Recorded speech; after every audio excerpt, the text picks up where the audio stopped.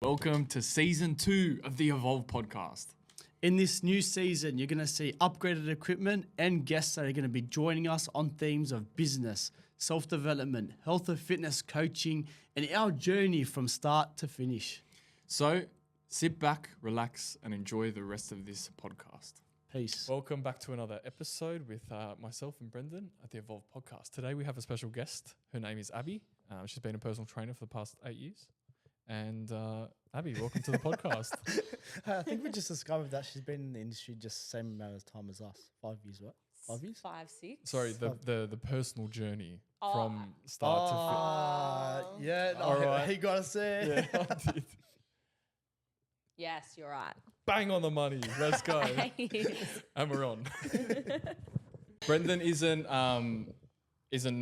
doesn't know about you as much. So that's where this opportunity comes in for us to talk and get to know you and sort of share your story in a sense. And I'll be learning about Abby in this episode as well. Yep. So it's a 2 for 1. Thanks for having me. No worries. Let's get it started, shall we? So, Abby, give us a little bit of an introduction about yourself and what is it that you currently do? Where do I begin? So, my name's Abby. I'm a personal trainer. I've been a personal trainer for about, I'd say 5, 6 years now. The reason why I became a personal trainer is because when I was 18, I weighed, I'd say over 100 kilos. I went through massive weight loss transformation. I was in a job that, I liked, but it wasn't my purpose. And I lost all this weight, and I had an Instagram account where I was getting all these messages, and it was like, hey, how'd you do it? Can you help me? And obviously not really qualified to be able to help people without the qualification. And I was like, all right, cool.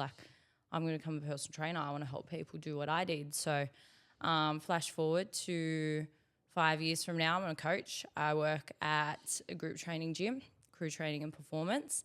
I am a coach, personal trainer.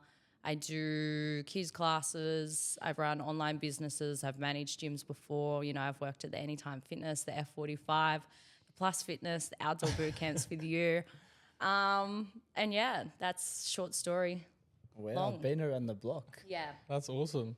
That's Now, with this weight loss journey, just so we can touch into that a little bit, did you do this all on your own? Yeah. You didn't have a coach or anything? No, at all. So let's go back to when I was over 100 kilos. All on my own, I did, the meal replacements and the weight loss shakes. I did the 1,200 calorie diet. I did the keto. You try everything, none of them ever stuck. And then one of my friends worked for Evolution, and this is when they were launching the app. And she was like, "Hey, can you try the app?"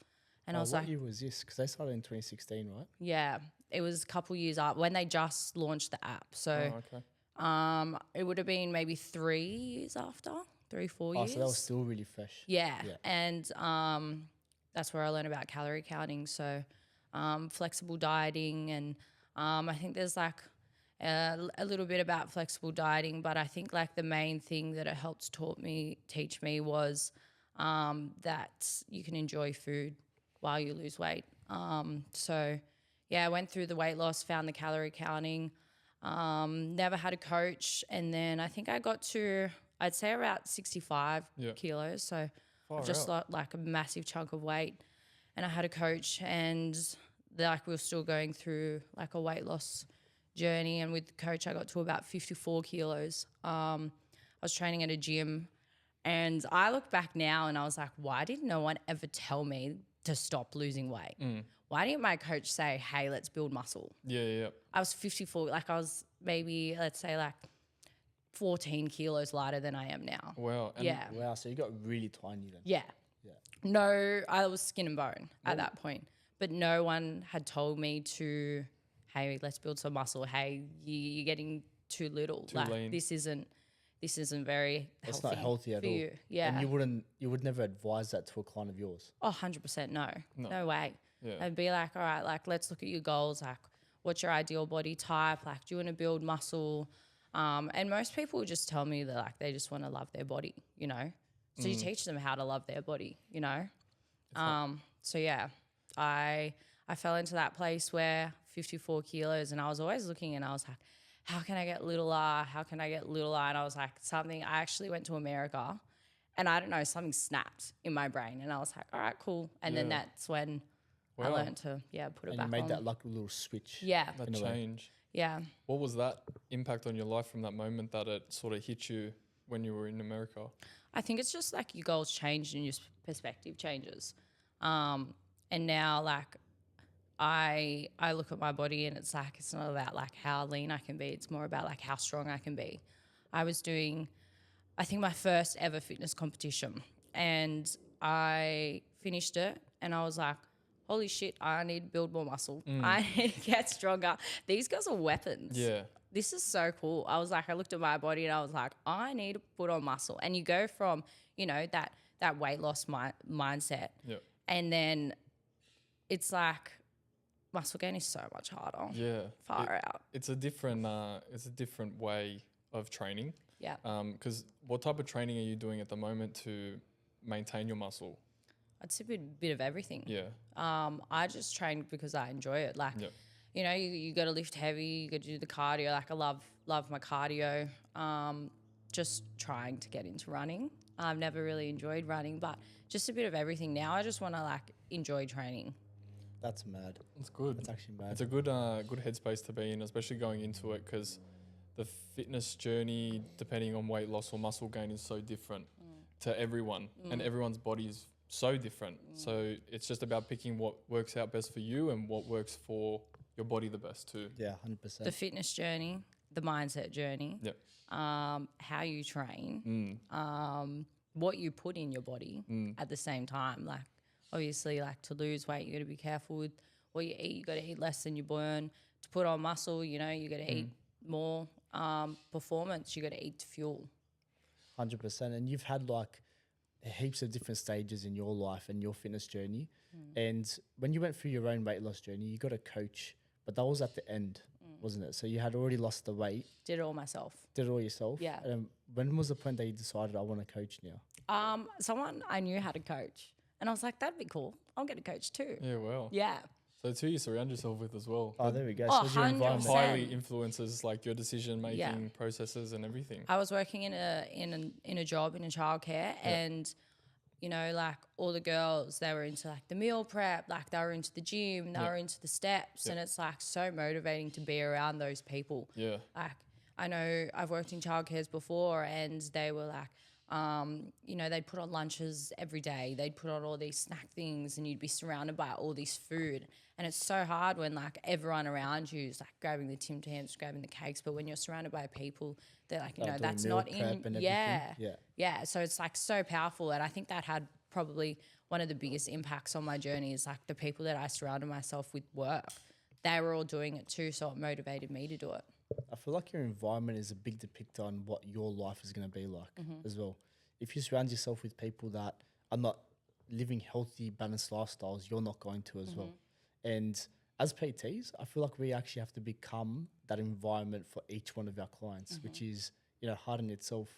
How did you manage to do that for your clients? Because obviously at that stage you weren't, but you were able to do it for your clients as well.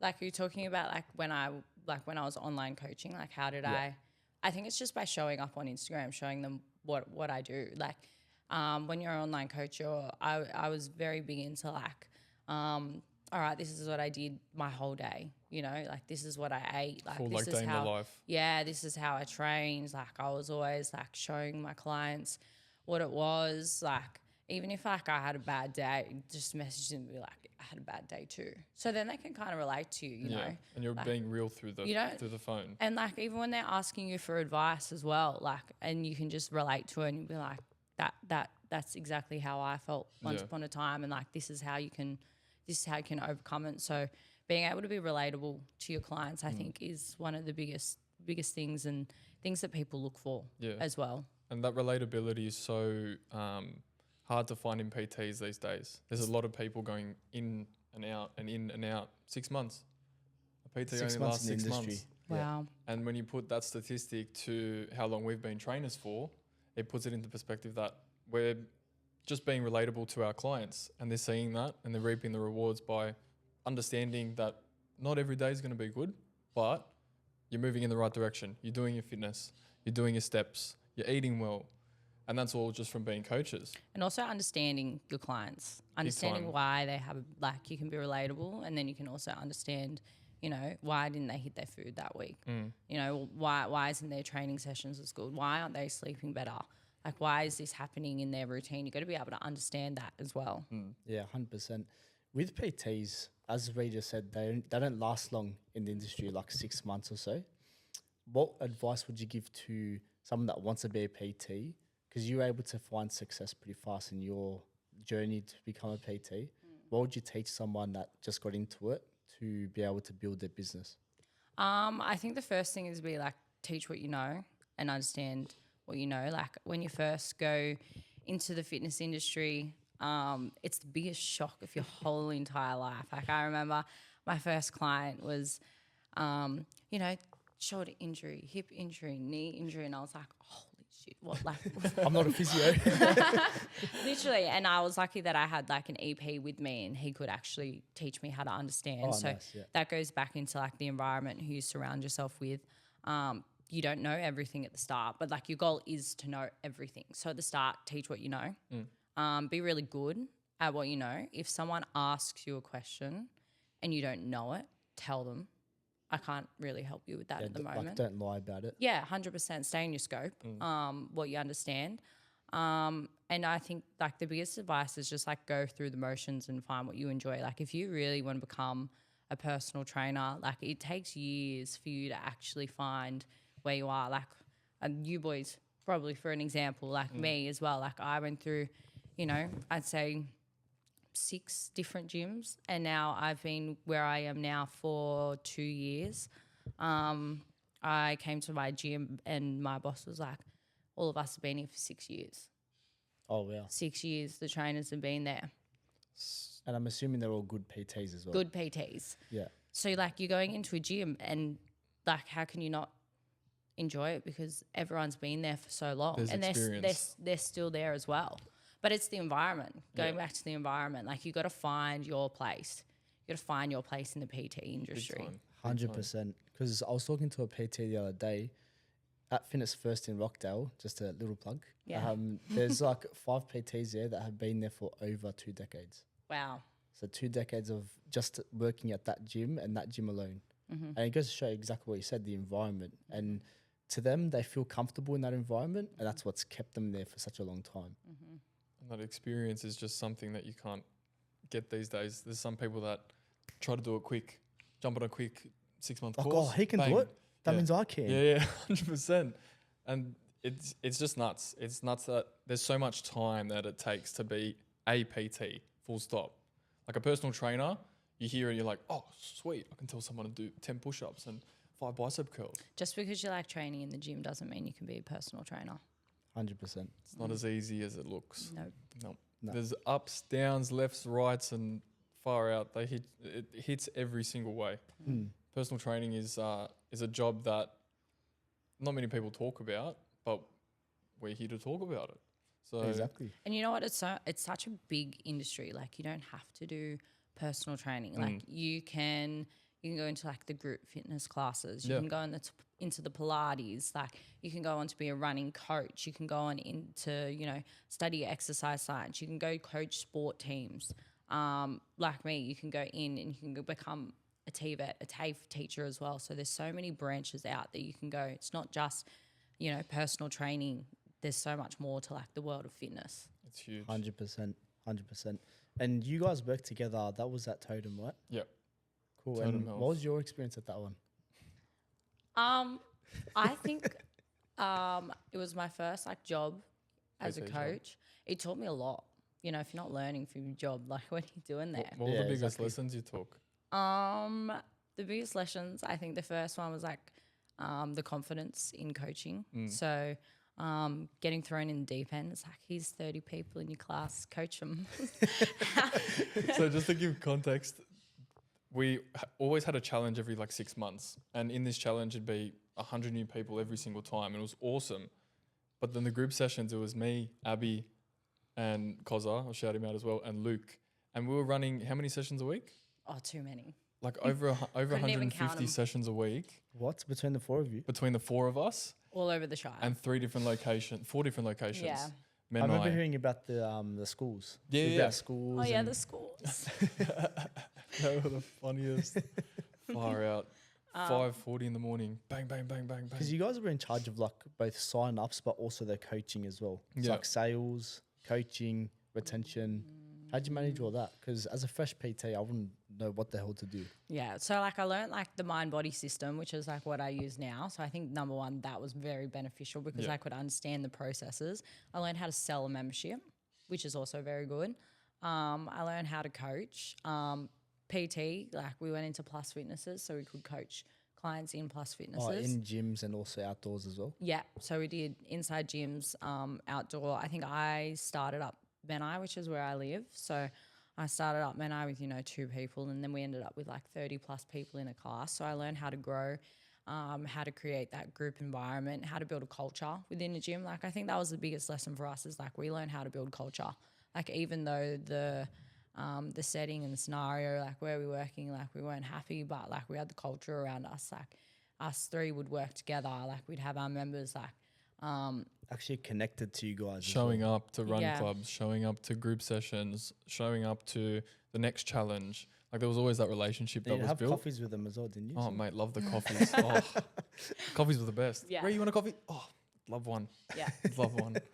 Yeah. We did the challenges, like we did all the fun stuff, like we did the parties. I think one day we were at a school and we were body scanning what was like 150 people Yeah. from like 7 a.m. till okay. 7 p.m. And I was like, It was a long you just, day. by the end of the day, your brain's just like, you're reading body scans, you're taking photos of people and reading body scans. It's just like, it's not so much like, this is your weight, this is your fat, like this You is have to your go into muscle. detail with everyone. You go into detail, but it's also like people come to you because they want to change, and at that point they're not happy. And how can you get them excited for this change when they're feeling so down about themselves?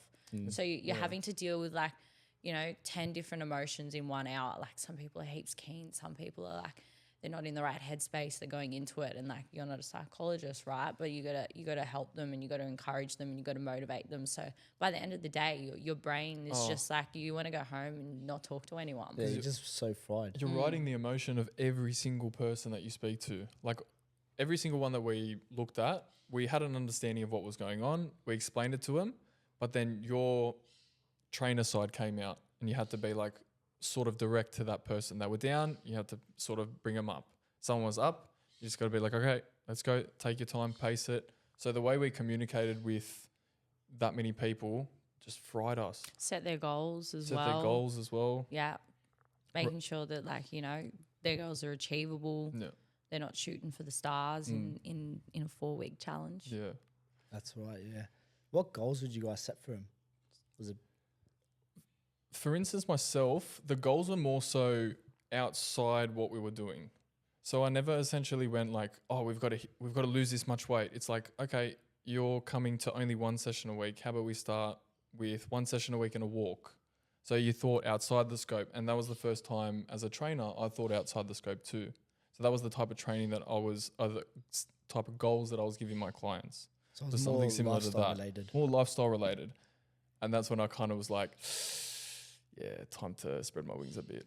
The worst is they're like, all right, we're gonna give you all an accountability coach. Me, Ray, and Cozza are sitting here and we're doing the maths and we're like, okay, 150 people divided by 3, and we're like, And it only got bigger from there. Yeah. Because then the next challenge was bigger. So we all had like 100 clients each. What? Yeah. I was saying before, like I capped myself at like 30 online clients. We were having to look after 50 people.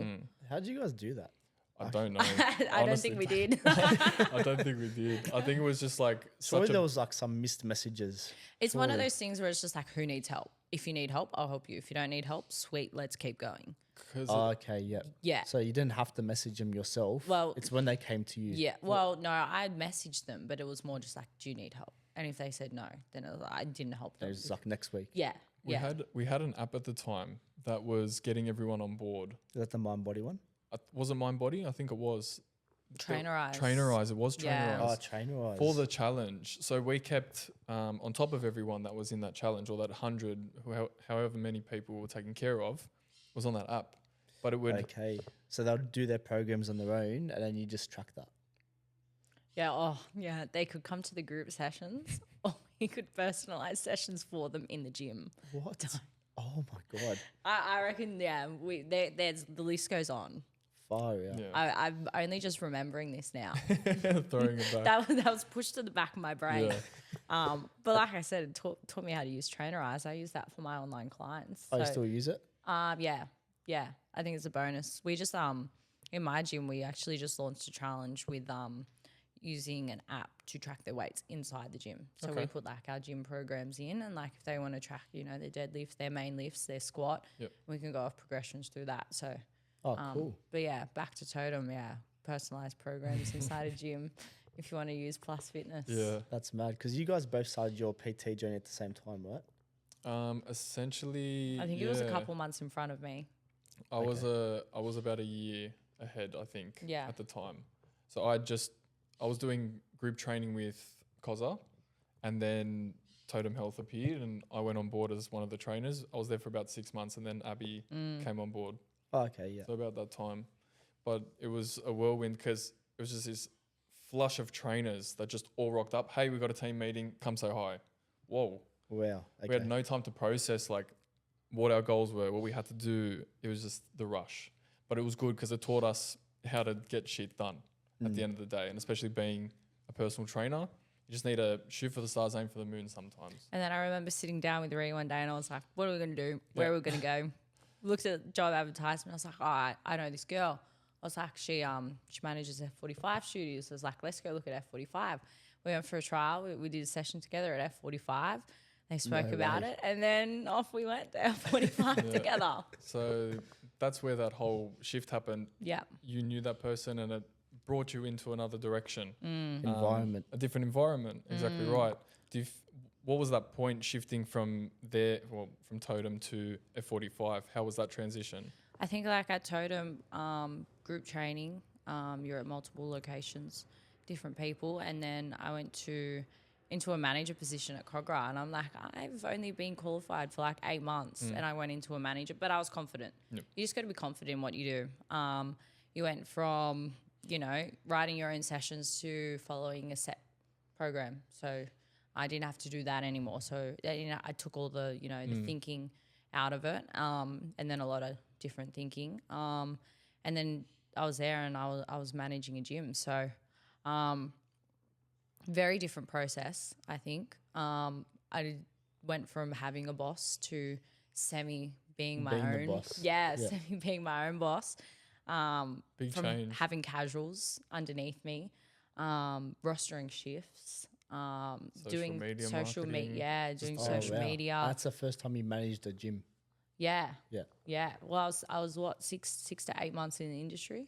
Wow. So I was still fresh. Yeah. I was still a baby. Yeah. I was what, 20, 21, 22? Oh, yeah. Were you coaching at all? Yeah, I was coaching at the gym too. So So you were running. managing and coaching Yeah. as well? And Wow, then okay. 3 months later, lockdown happened, the second lockdown. And then we were still working through lockdown, running outdoor sessions. Outdoor sessions. Yeah, so you went from like managing a gym to like keeping a gym running during lockdown. Wow. Yeah, so we ran you outdoor guys train? sessions Where did we train? outside the gym. Outside, like Oh, right so outside still the there, gym. just outside. Yeah. So there was the one in Cogra that Abby was at, and there was just like a little terrace that you could sort of bring all the weights out, spread everyone 1.2 meters apart, and just So train it's them. essentially the same thing, just outdoors. Yeah, but then I went back to writing my own programs.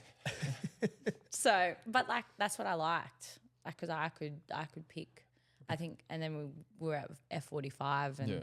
I remember like looking at exercises on the screen, and I was like, you're not fucking doing that, guys. Sorry,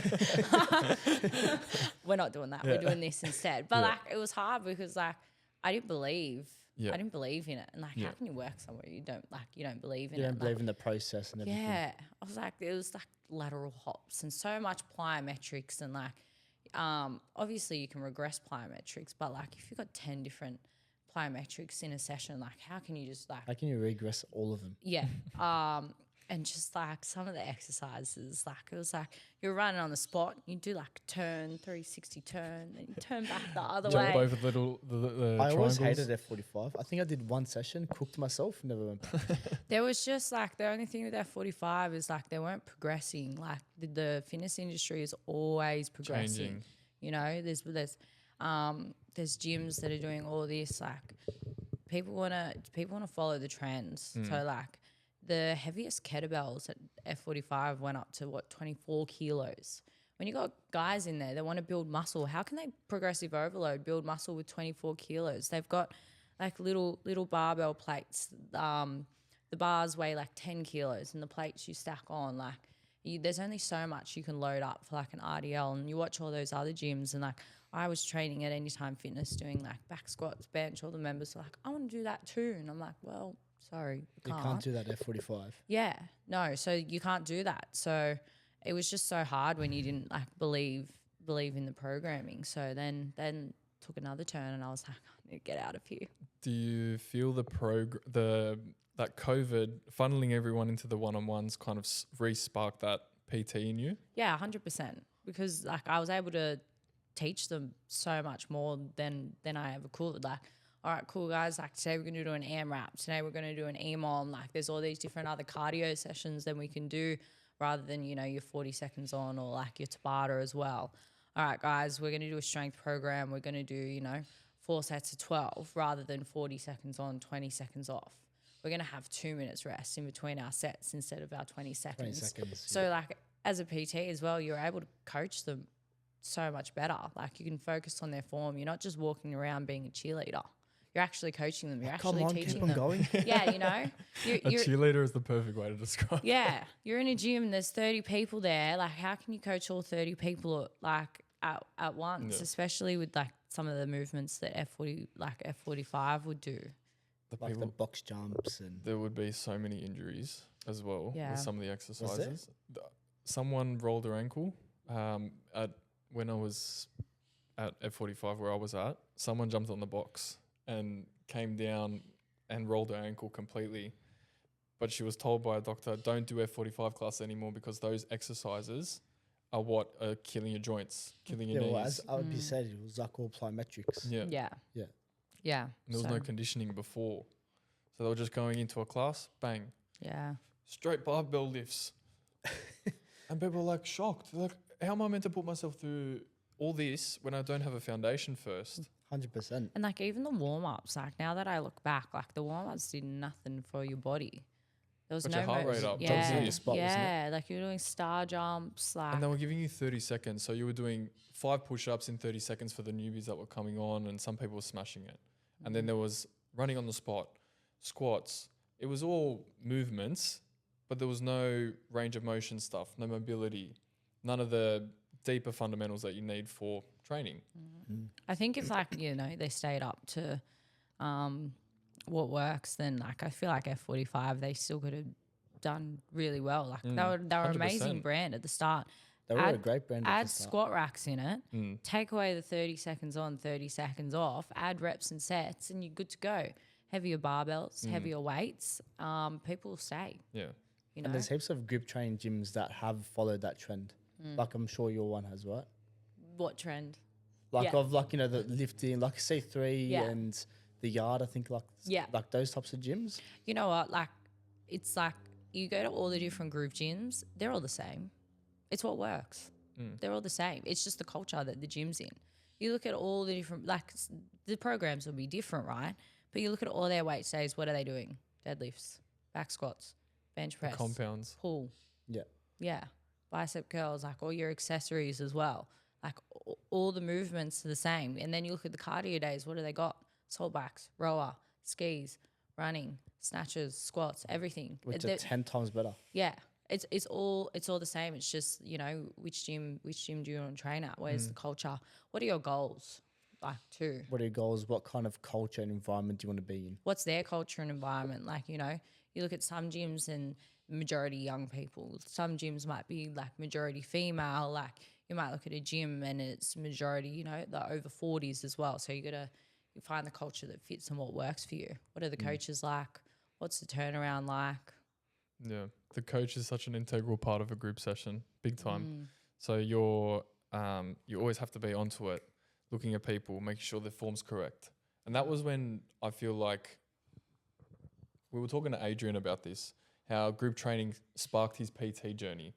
Yeah. And sort of diving into the group training side of things, you're there and you're correcting and you're this and that, and people are coming up to you and they're going, hey, do you do like private sessions?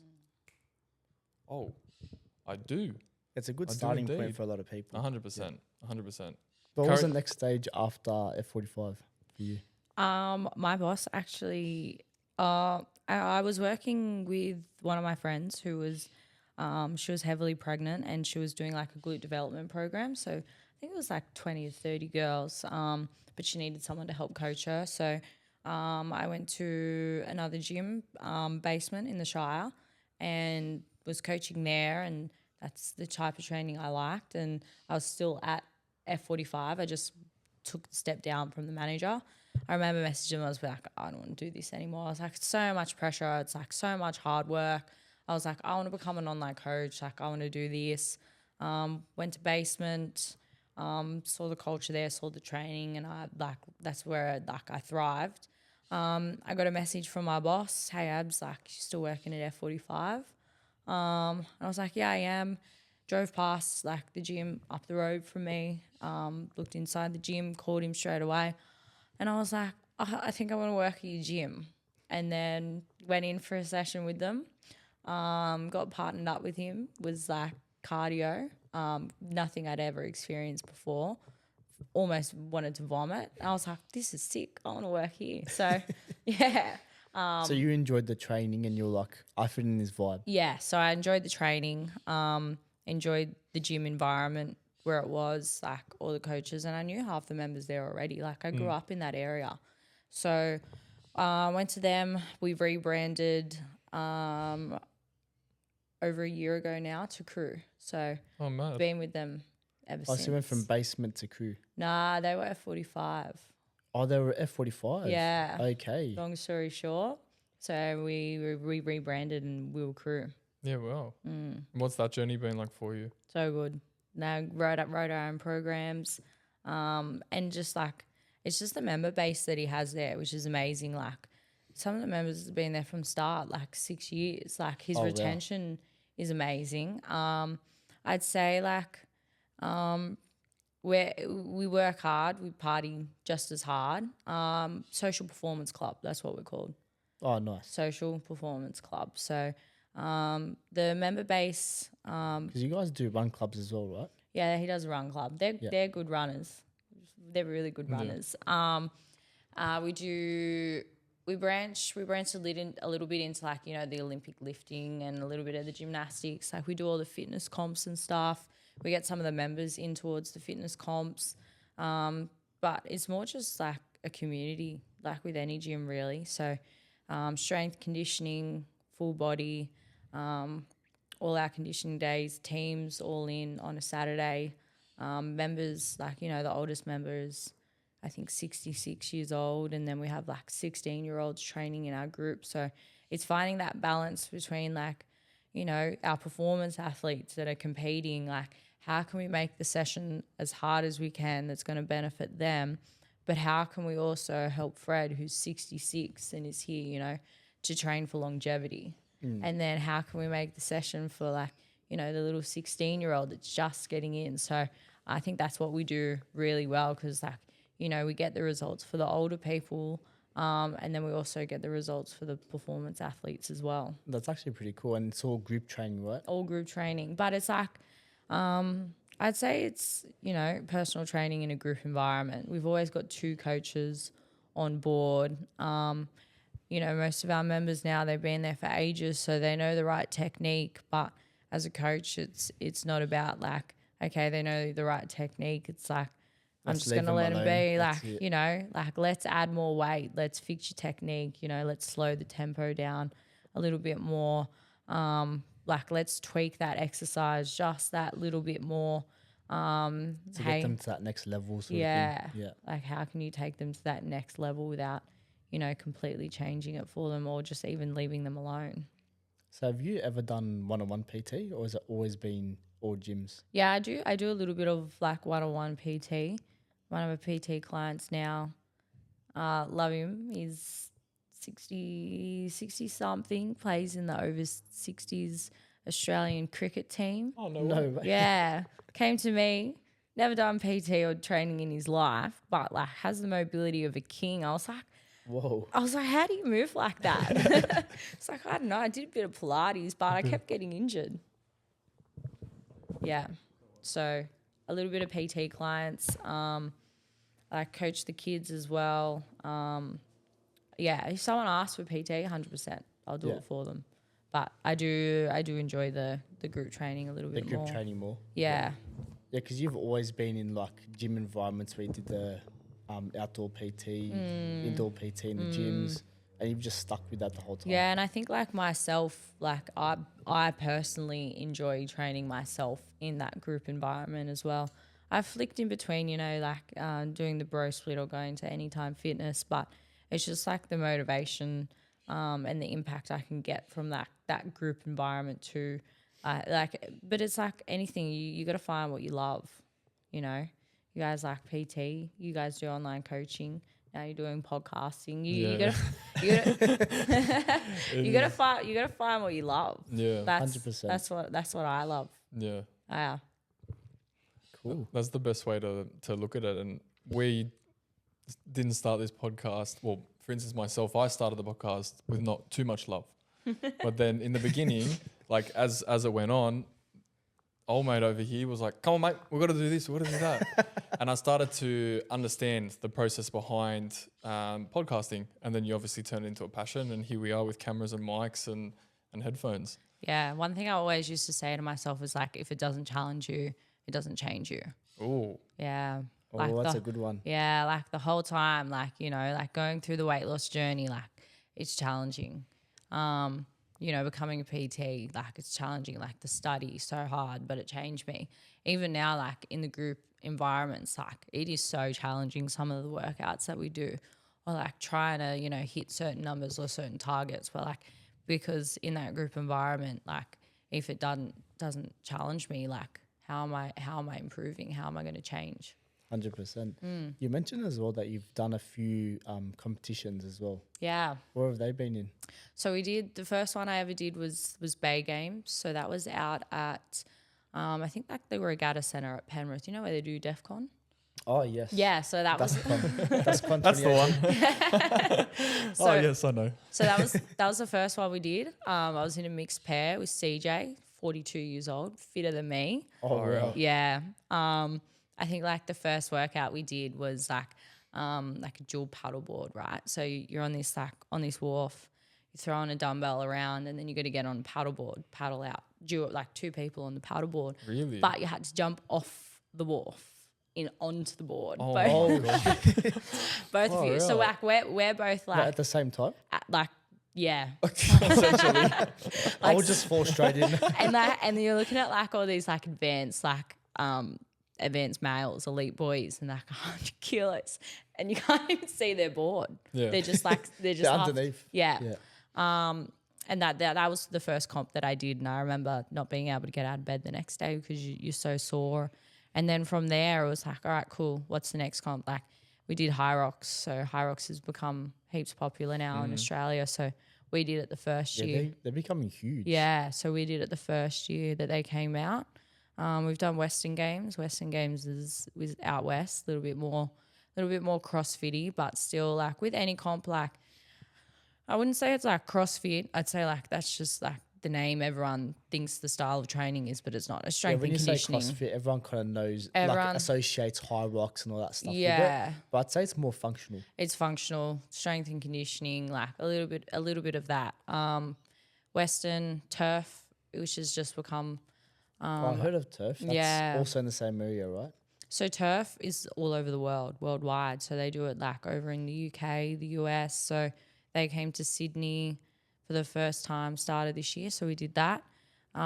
We just went to the Gold Coast. There was 20 of us from our gym, hired a massive house, 2-day event. Wow, How that's was sick. How was so that? good. So Yeah. it's so good. Like you're going on a holiday, 20 people, you're in this massive house. You forget that like this is what you do for a job for a second. You're like, Yeah, wow, wow. this is my life. So 2 days, teams Now I of understand the social part. yeah, teams of 6, 3 boys, 3 girls. Wow. And I think like the intermediate division had like we were in had 280 teams of 6. Whoa. Jesus. Yeah. That's huge. How big's the area? Oh, it's like on this massive sports complex. Wow. Okay. Swimming in it. So Oh, you'd excel. I'd Do you like well in swimming? I love He's a bit of a dolphin. So turf's a bit different. So you get the workouts 2 weeks before. So you sign up in Feb. Yep. For like 7 months. You get the workouts 2 weeks before you compete. So Only- you can't you can't practice. prepare for it at No. So we knew. So There you go, what's, mate. Straight in. Go. So so that's- what's your training look like before that then? you just do what you can. You know, Yeah. you just practice everything. Yeah. You know, we were in the pools. You know, swimming once or twice a week. I haven't swum since I was like 3. So I was like, that's a new challenge. Now I've got to learn to swim.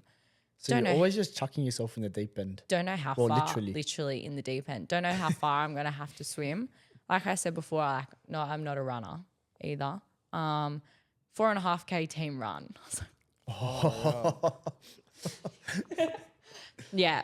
Well, everyone has to run that 4.5 Ks? Yeah, in your team. You can't like split it up? Like, oh, you run 4, I'll run 500 meters? So one person had to run like out in front, so they're like The your leader fast. No, your fastest runner. It was their time plus your time.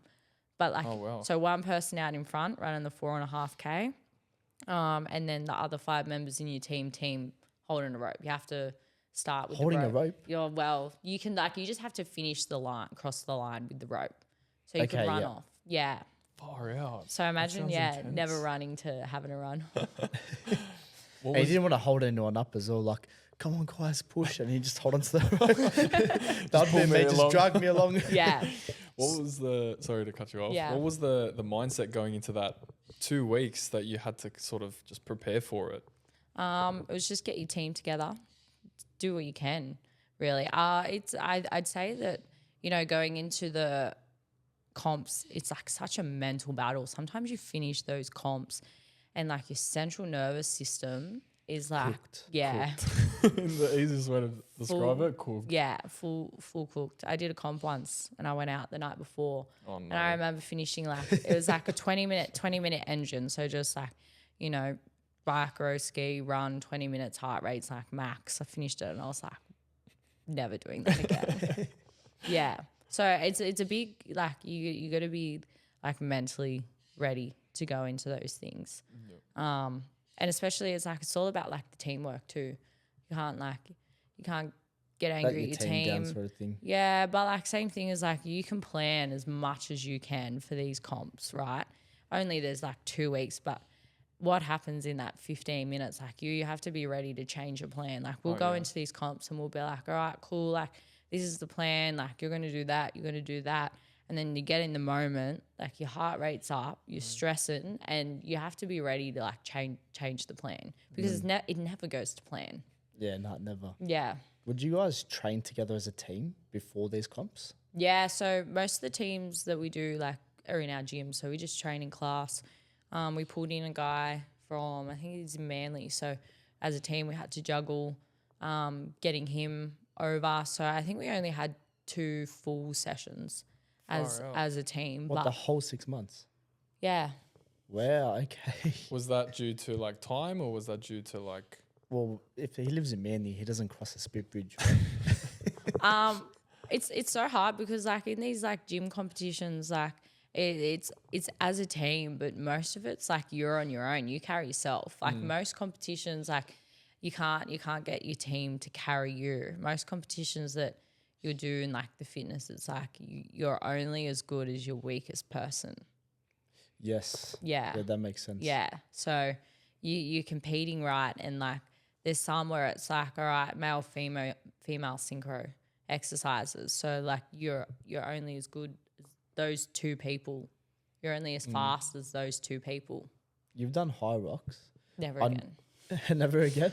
I'm not a runner. But yeah. But with high rocks, I noticed that when you do the partnered ones, one person can do more than the other in Yes. certain Yeah, things. yeah, you can. Oh, you can. Yeah. So if you're better at running, You just do more of the running. Than No, like you can't. You have to run together. Oh, you do. Yeah. So the running Okay. component is together. Yeah, so it's like, I think it's like 8 or 10 Ks of running, 8 or 10 What? exercises. So you do like a 1K run together and then straight into a 1K ski. So that 1K ski, you can go like 300 meters, 200 meters, 300 meters, 200 meters. So Yeah. it's like You can break that up. 8Ks you have to do, Yeah. and then the exercises you could break up.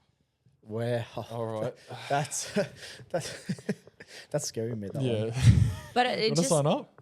Nah, you can do that. it's just something to work towards. I'm in the I gym feel like now. it'd be fun though. I've lost weight, like I've done all that. Like, what am I gonna like? It gives my training like a little purpose. Like, I'm not really training for like aesthetics at the moment. Obviously, like I've learned like along the way, like I can like train for performance and I can reach body goals all at the same time without focusing on like, losing Trying weight. to shred down Yeah. for a bodybuilding comp, for example. Yeah. Yeah. But it's just like, I think like the world of fitness now is getting more into those like competitions. Performance. Yeah, the competitions as well, because it's like, it's challenging and it's like something to work towards, and you're in that team environment, like you get the endorphins after, and yeah, Everyone's doing run clubs. Everyone's doing high Yeah. roxes. All that jazz. turf games. Far out. Yeah, Sounds scary. What was that one on the weekend? The dirt one, Tough Mudder. Tough Mudder. that'd be cool. I like Tough Mudder. It's like I've 5. never been, but I was a like it. It was a 5 or a 15, and I think at the end there was like some like electric shock thing where you had to Oh, run the- through. What? There's these Yeah. dangly wires with electric, like they shock you. Yeah, that And you gotta doesn't just sound- sprint That through doesn't it. sound fun. I remember meeting someone after, and she told me that she did the Tough Mudder on that same day, and she told me that when she did it, she was basically walking through cow shit. And I was like, yeah, that doesn't sound exciting to me, you know?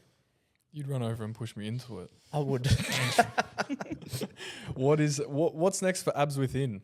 Tell us what's next. Abs within.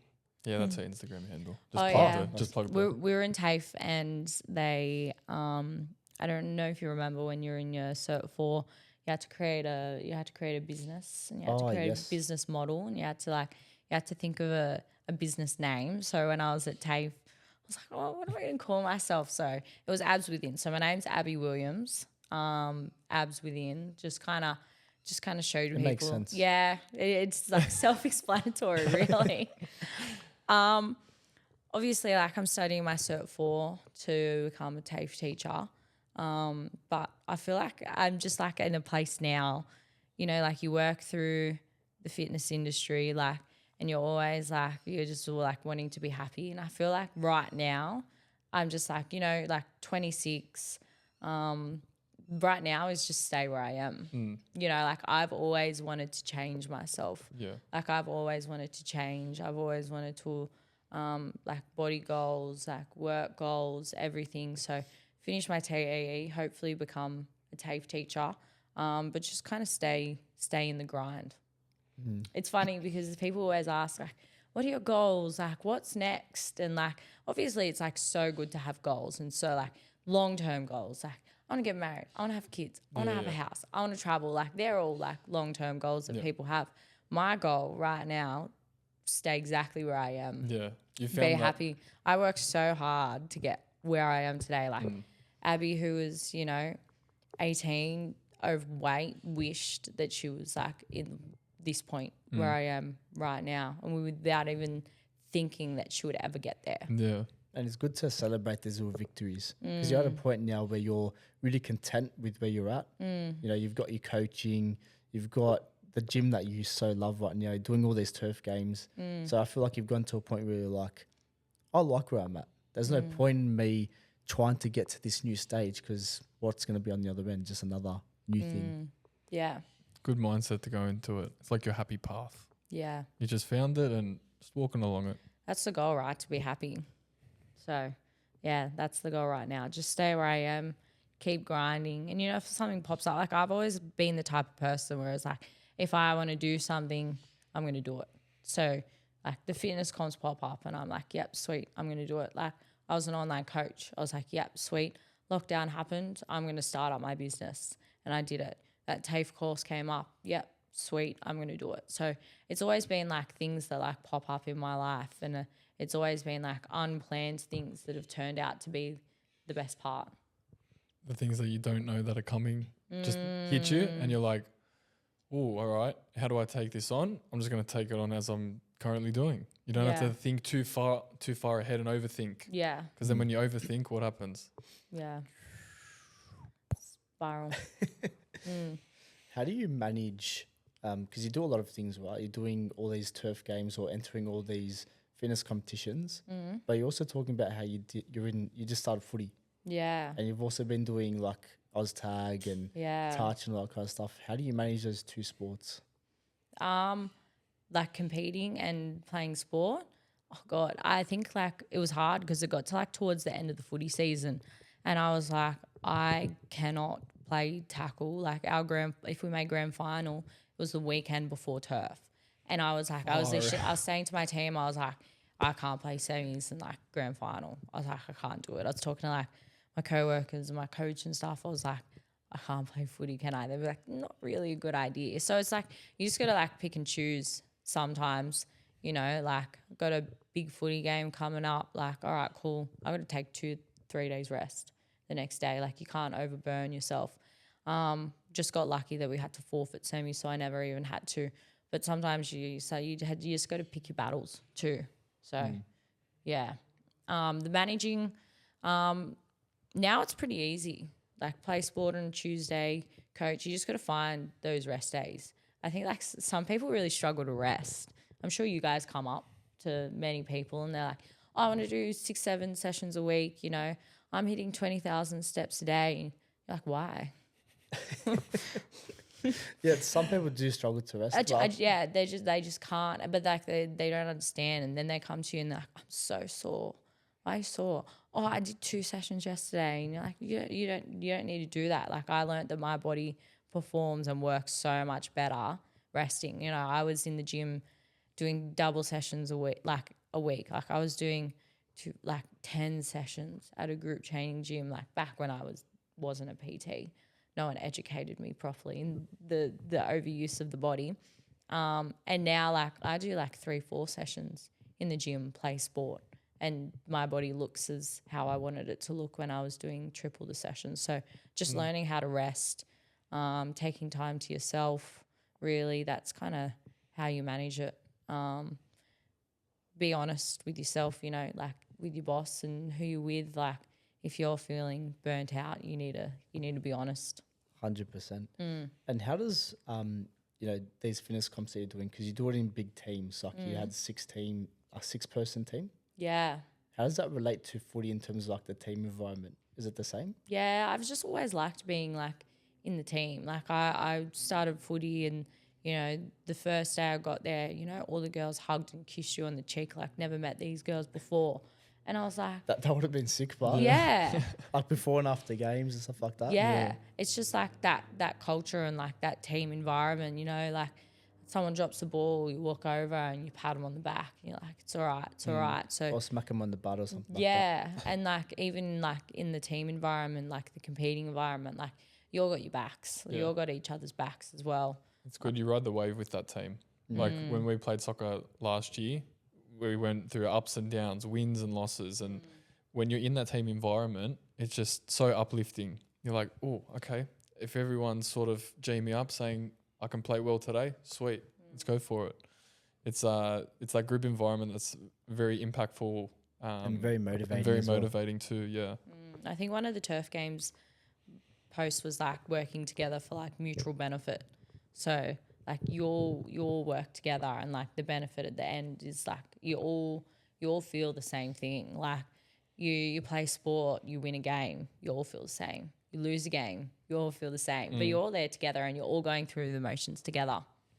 That's what's great about it, because I feel like a lot of people, especially nowadays in the fitness industry, tend to talk about a lot the solo journey or just running everything on your own, going to the gym on your own, doing push-pull legs, following those programs. No one really educates them on building that community, going into community-based gyms. I feel like it's becoming bigger now, but what would you teach people that have big performance-related goals that don't really understand the whole group training and how that can still allow them to get to that performance rated goal? Yeah, like I was talking to like two of the boys in my gym, and they were like, oh, you know, like I remember like seeing your gym, and like they were always like at the Anytime Fitness and all that, and they were like, oh, I remember always seeing your gym. And then like one day my mate was like, let's just go, let's just try it out. It was Michael Barrow. Remember Michael Barrow? Yeah. Him and his mate. And I think like the hardest part is like stepping into the door. Like people have like this perception of the group training gyms without actually understanding like how they can benefit. So like it's more for like, you know, like if you lack motivation in the gym, like if you struggle going to the gym by yourself and actually completing a session, you know, if you are a little bit, you know, underknowledged with like the exercises and stuff, do you need, you know, like it's just kind of like a price down from PT. Like you might pay for like, let's say like 3 PT sessions might be over $200, but you go into the group training environment and it's like that $60 roughly a week, but you're getting like a similar benefit. Like you're getting taught how to do, you've got a program as well that you follow. All you have to do, book into a session, wake up, walk into the gym, do the session, walk out. Like it takes the thinking out of it as well. It's like you don't have to wait for machines, all of that. Cardio, obviously, like cardio has so many benefits. People have mixed conceptions of the cardio now, but it's so good for your heart health, like so good for like your overall longevity with everything. So like cardio, adding that into your program as well, it's heaps beneficial. So I think like with the performance side of it, all they got to do is walk through the door and see what the environment's like. But people will come if they want to. And it's 100%. definitely becoming a lot more popular now. And it's like when we go back to like the environment you surround yourself in, like your mate goes to a group training gym. You're like, all right, cool. I'm going to go try it out. And you follow the mates. If all your mates train Anytime Fitness, where are you going to go? You're all going to go there. You're going to go. Yeah. Well, if your mates doing Pilates and they're talking about how good Pilates is, Eventually you're going to crack. you're going to crack. You're going to go. You're going to try out a class and be like, you know what? That was so good. That was good. Yeah. Or you might Feel be everything. you might be like meeting a mate out and like going for lunch, going for beers, right? They look so good. What are you doing? Where are you training? Oh, I'm training at this group training gym. Cool. I want to go there too. You know, like people will follow. Word of mouth is very strong. Yeah. Especially in this industry. 100%. And do you feel like that was somewhere, do you feel like word of mouth was something that helped your business grow? Yeah, I think TikTok was, I never thought it would be, but like I just started posting on TikTok. Like you start making content that will like blow up. Like I think I'm pretty sure like on TikTok, like I was getting like 700K, 800K views, like heaps of comments. And then I went from like, don't quote me on this, but I think I went from like I was like at like 7,000 followers. And I was like, I want to get to 10,000. Got to 10,000, got to 20,000 followers, like got to 30,000 followers. And like that was going viral. And then I was like, all right, cool. Like got the qualifications. I was like, I'm going to start online coaching now. Added all the links in, added like, I think it was like some job form into my thing. And then like, I remember like after every video that like went viral, like you can kind of target like your ads through it. Like, and then I was just getting inquiries after inquiries. And like in that was like just the initial form, like what do you want to do? You know, what's your goals? Like how much do you exercise now? Like what type of program are you looking for? What are you looking for in a coach? So TikTok was kind of where my business really grew. And then you link to your Instagram through TikTok. And I was getting Instagram followers, then Instagram direct messages. So it's just like a full cycle. That's mad. That's actually a big story. But I feel like you weren't those like generic TikTok influencers or anything like that. No. You were like explaining your story Yeah. and how you got to the stage you were at that point, and people related to that. Yeah. And that's what blew you up in a way. Yeah, I wasn't posting like, you know, the get ready with me and like your ass is facing, taking your top off. No, I was actually like, that's what it is though. Like I feel like your social media is like a story. Like you got to tell a story Yeah. through it, and like I think it's like so powerful now. Like I remember when I was growing up, like all social media, like girls in my grade, it was like skinny me tea, like Victoria's Secret models were like starving themselves all day, and like that's kind of like what the media showed us. So like, Was that's pushing, that's what the girls were following, and then like you go through like Instagram, and Instagram went through like the whole box gap and like the skinny phase, but now it's like The thigh gaps. yeah, And and now like Instagram will show you what you want to see. So I think it can be so powerful. Like you can teach your Instagram to show you what you want it to show. Yeah. Like you can show, girls that are trying to build muscle, girls that are eating to fuel. And I think like social media can be so powerful and so negative at the same time. It's it becomes your environment as well. Yeah. it's a vicious tool. Yeah. It's good. It's a tool, but it can be vicious at times. I have like a 14-year-old sister, and it's like, how can you teach her to like what What's the she right content? what she surrounds herself with? Like I was like, I think during school, like I didn't really follow any of that skinny me tea stuff or any of it, but I think like it impacted so many girls that I knew as well. Like, so many girls, like half my friend group was like impacted by like, I want to lose weight, and like you look back now and you're like they were perfect the way you are, and it's like you've got a little sister now, and it's like you just want to protect them from like the world. Yeah. So how can I impact girls that way? And I think it's just like now obviously like I went through the weight loss, but it's like teaching them like why I went through the weight loss. Like it's going to be so beneficial for my health in the long run as well. Like obviously it's a big transformation. And it was at the time, it was so I could be happy in my own body, but there's so many other benefits to that. And just on that, with your marketing side of things, like were you following a trend, or was it just something that you sort of were just telling your story and growing from there? Yeah, it was definitely following the trends, but it's more just like with your audio, like what audio do you use, and you kind of like you'll look at like the videos and the songs that are trending, and like how can I interpret my story into that kind of trend, and share education at the same time. There we go. I was about to say, I was about to bring that in. Like obviously you can follow a trend for so long, Yeah. but then you also forget that there's that educational side that you want to give as a personal trainer too. Yeah. And you can get lost in that little pocket of, what is it? Well, she was experiencing, like she was sharing her experiences and her journey. her story, rather than, oh, I'm going to do a TikTok dance. I don't think I ever TikTok dance. No, it was just like of my face, or I do like transformation photos with music. I did some like talking videos, but like, and then over time it like kind of changed, like how can I promote my business? Like how can I educate people? And then I go back, all right, throw transformation in there, and then throw it back to like the educational. So just like kind of finding that balance and telling that story.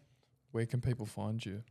You can find me on, I have 2 Instagrams, so I have personal. So my business Instagram is abs within. And then I think TikTok is abs within as well. And then personal is Abby YX_. There you go. Yeah. Nice.